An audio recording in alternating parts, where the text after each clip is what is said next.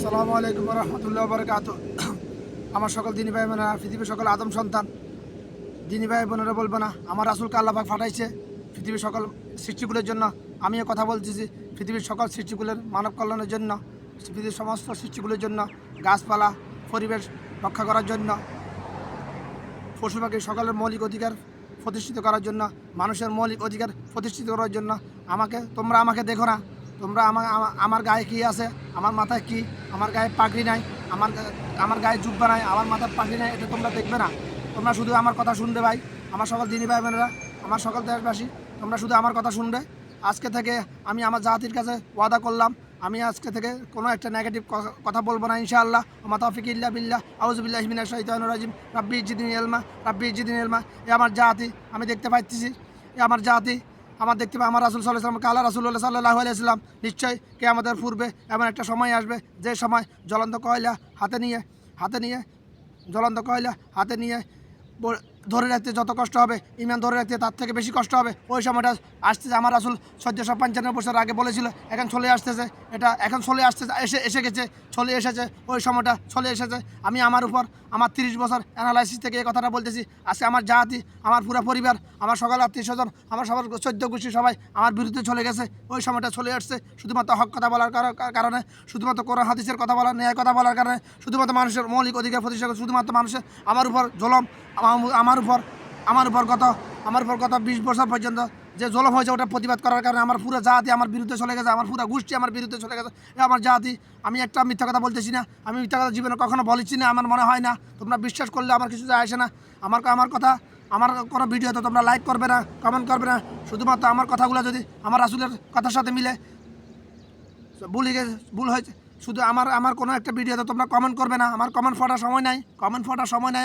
আমার জাতি, আমার দিনী ভাই বোনেরা, আমার পৃথিবীর সকল আদম হিন্দু খ্রিস্টান বৌদ্ধ, আমি শুধু মুসলমানের জন্য কথা বলতেছি না, আমি কথা বলতেছি সকল জাতির জন্য, হিন্দু বৌদ্ধ খ্রিস্টান ইহুদি নাসারা সবার জন্য, মুসলমানের জন্য। মুসলমান তো আজকে পৃথিবীতে নাই, মুসলমান তো শুধুমাত্র নামের মুসলমান তো মনে করতেছে আজকে মাত্র মুসলমান। আমার মা বাপ মুসলমান, আমি মুসলমান থেকে মুসলমান ভাই জন্মসূত্রে হয় না, ইমান জন্মসূত্রে আসে না। হ্যাঁ, মুসলমান একটা আল্লাহ পাকের রহমত।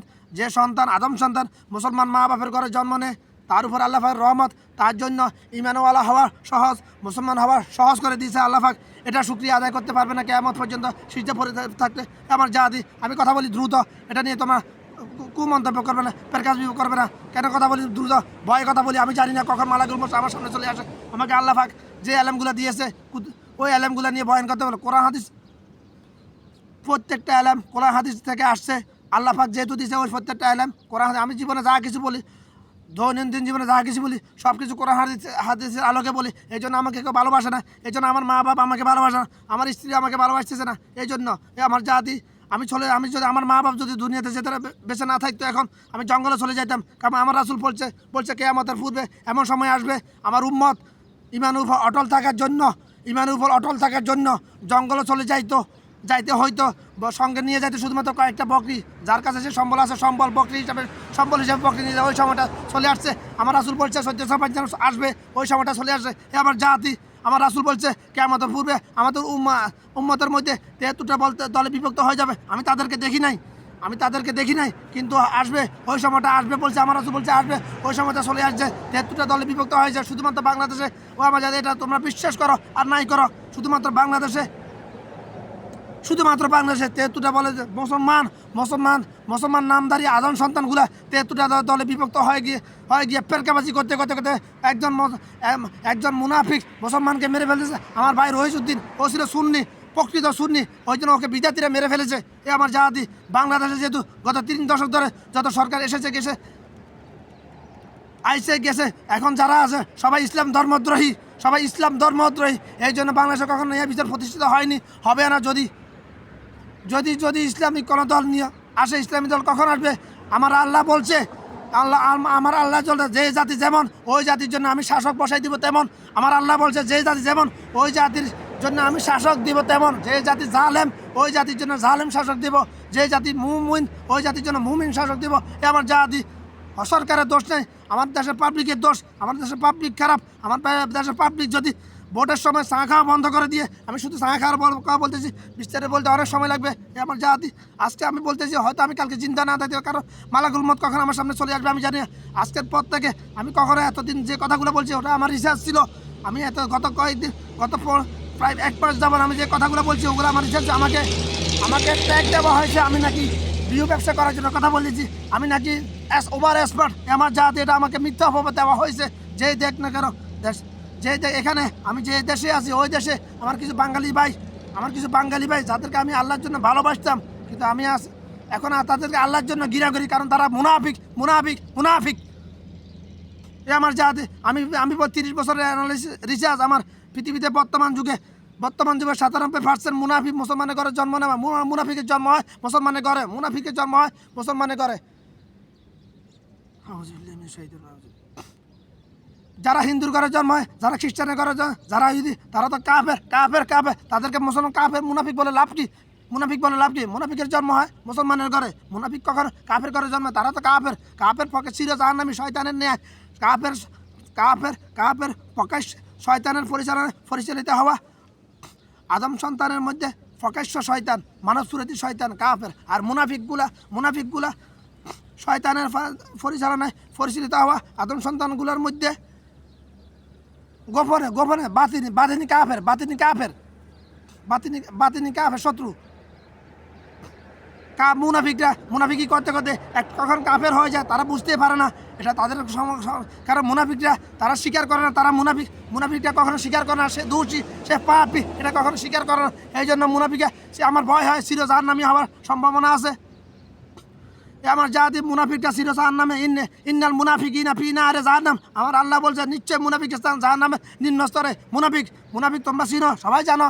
মুনাফিক কাকে বলা হয়? মুনাফিকের চিহ্ন 3টি। আমার রাসূল সাল্লাল্লাহু আলাইহি ওয়াসাল্লাম ইন্নাল মুনাফিকিনা ফি সালাসা নিশানা। যখন কথা বলবে, মিথ্যা বলবে, তার কারোর সাথে ওয়াদা করলে ওয়াদা ভঙ্গ করবে। মুনাফিক আমি বলতেছি না, আমার রাসূল বলছে। আমার রাসূল বলে গেছে 1455 বছর আগে। আমার রাসূলের ওয়াফাতের সময় আমার রাসূল দুনিয়া থেকে চলে গেছে 1455 বছর। আমরা বলি 1500 বছর। মিথ্যা। আরবি হিজরি হিসাব করে দেখো, 55 থেকে 56 বছর বর্তমানে একটা মোমেন।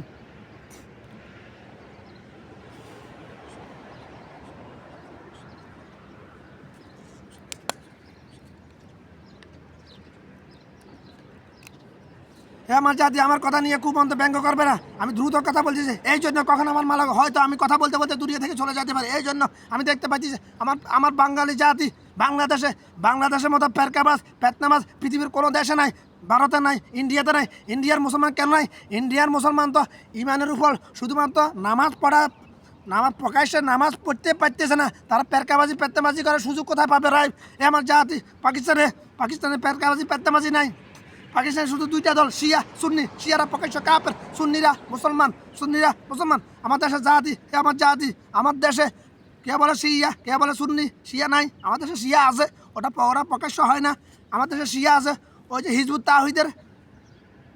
তাওহীদের এমাম, তার নাম আমি জানি, ভুলে গেছি। ও হচ্ছে শিয়া। আমার জাতি শুনো, ইউনুস মুসলমান নয়, ইউনুস খ্রিস্টান ধর্মাবলম্বী। ইহুদি মতলব আমেরিকা, খ্রিস্টান ওদের দালাল। ইহুদি মতলব খ্রিস্টান, আমেরিকা খ্রিস্টান একই, দোনো একই।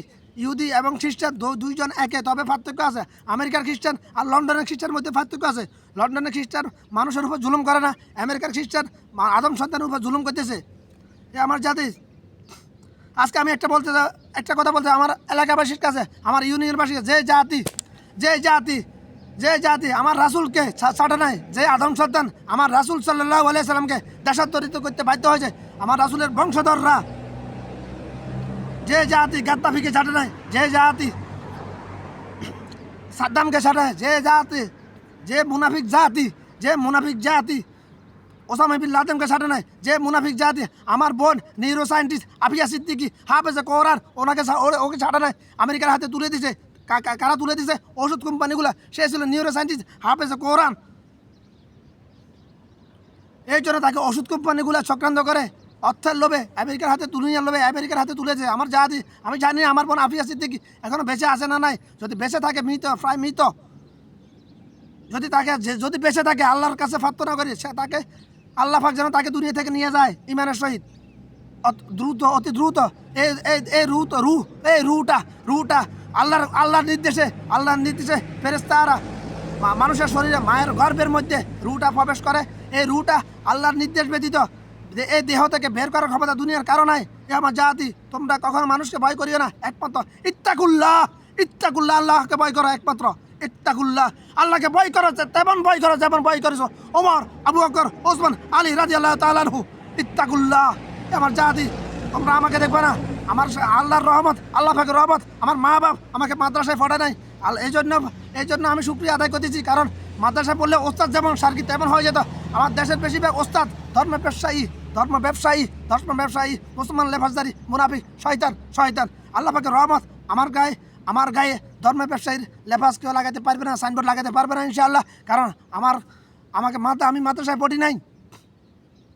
সিলসিলা ওস্তাদ যেমন সার্কি তেমন হবে, সার্কি যেমন তার সার্কি তেমন হবে, সিলসিলা এইভাবে আসতেছে। এ আমার জাতি, আমার দেশে বেশিরভাগ মুসলমান যারা ওয়াজ মাহফিল আমার দেশে যে ওয়াজ মাহফিল করা হয় ওটা সম্পূর্ণ বিদাত। আল্লাহর কসম করে বলতেছি, ওটা আহলে সুন্নাহ আল জামাত নবীওয়ালা কাজ একমাত্র তাবলীগ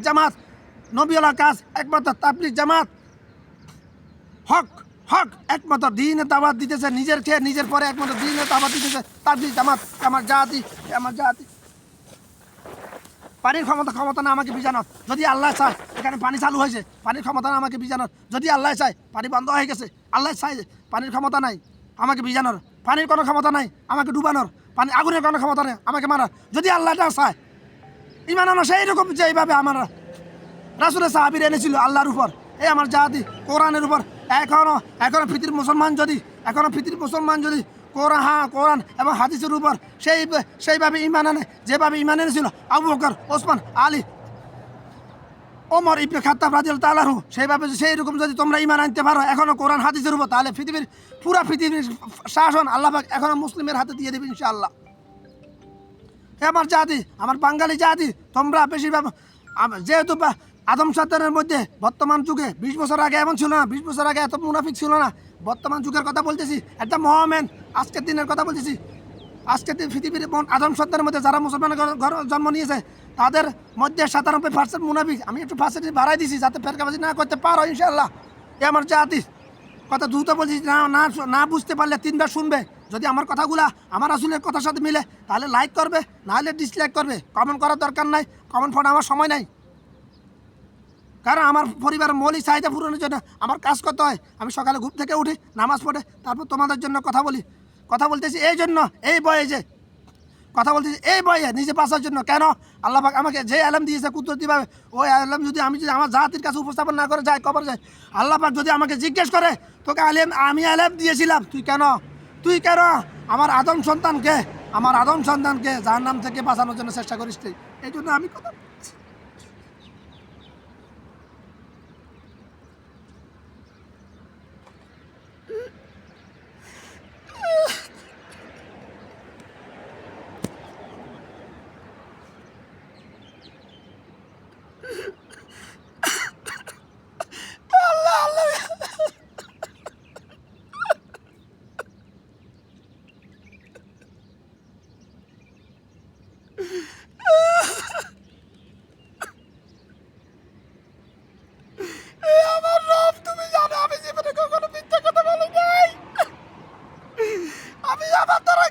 হয়ে যায়, কিন্তু আমি জীবনে সফল করি না, তুমি জানো। গীবত থেকে পৃথিবীর কোনো মানুষ মুক্ত নয় আমার রব, তুমি জানো।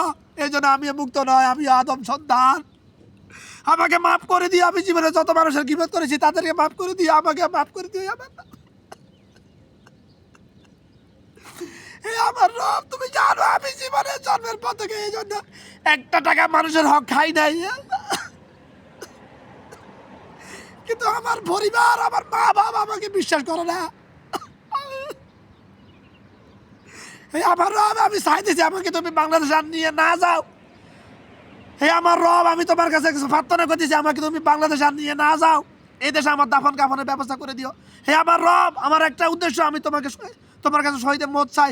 আমি তোমার দ্বীনের কায়েমের জন্য মরতে চাই, যেমন চেয়েছিল ওমর ইবনে খাত্তাব, উনি শহীদ হয়েছিলেন, তুমি আমাকে শহীদের মত দান করো, যেভাবে আমাকে মৃত্যু দাও না করো, যদি আমি ঘুমের মাঝে মৃত্যু দান করো, তারপরে আমাকে শহীদের মত দাও। হে আমার রব, আমার এই দেহ মাটির জন্য, পোকামাকড়ের জন্য হারাম করে দাও। আমি তোমার কাছে এটাই চাই, দুনিয়া আমি তোমার কাছে চাই না। দুনিয়া দিয়ে আমি কি করব?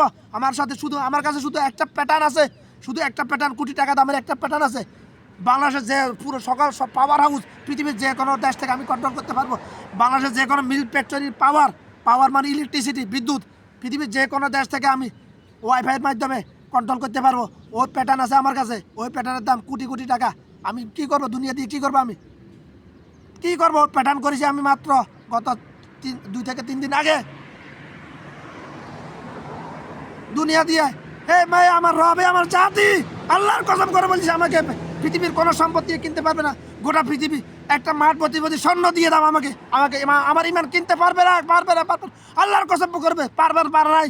যখন থেকে আমার শরীরে বিধান চালু হয় নাই, যখন আমি নাবালেগ ছিলাম, জন্মের পর থেকে আল্লাহ পাক আমাকে সেইভাবে হেফাজত করেছে, যেভাবে আমার আল্লাহ পাক আমার রাসূল সাল্লাল্লাহু আলাইহি ওয়াসাল্লাম থেকে হেফাজত করেছিল।